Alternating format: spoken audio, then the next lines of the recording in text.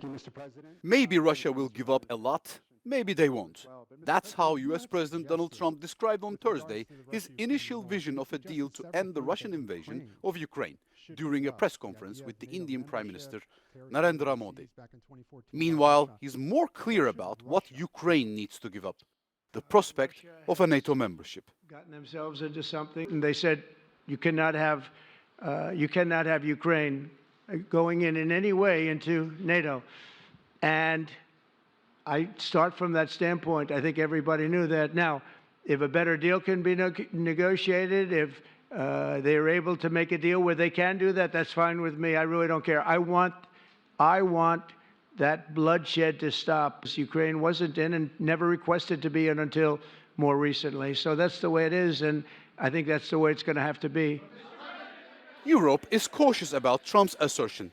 German Chancellor Olaf Scholz agreed with Trump that the Russia-Ukraine conflict must end as quickly as possible, but said there must be a just peace to have any hope it may last.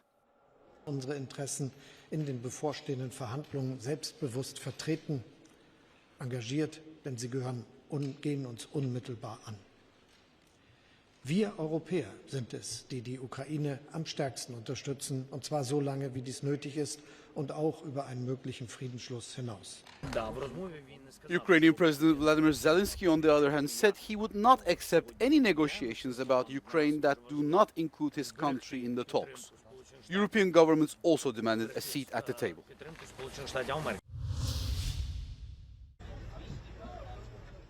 European Commission Chief Ursula von der Leyen announced at the Munich Security Conference that she will propose to activate the EU's fiscal escape clause in order to boost defense spending.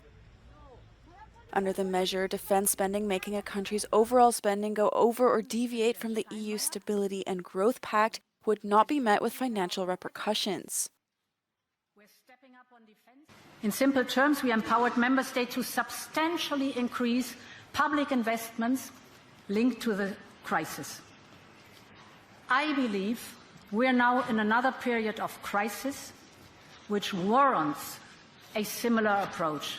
EU leaders are increasingly worried about the continent's security amid uncertainty about US support for Ukraine against Russian threats. Also speaking in Munich, US Vice President J.D. Vance reiterated the Trump administration's call for NATO members to spend more on defense. The threat that I worry the most about vis-a-vis Europe is not Russia, it's not China, it's not any other external actor. And what I worry about is the threat from within, the retreat of Europe from some of its most fundamental values, values shared with the United States of America. Negotiations are ongoing among European NATO allies to raise the defense spending target from its current 2% of GDP level. Ukrainian President Volodymyr Zelensky issued a stark warning on Friday, saying that Russia may be preparing an act of aggression against NATO members as early as next year. He spoke at the Munich Security Conference, where the future of Ukraine is the top item on the agenda. And I think this is his idea. And I think that all I've got from intelligence, and I think, to my mind, that he's preparing the war against NATO countries next year. And I think so. But I don't know, I don't have 100. God bless, we will stop this crazy guy.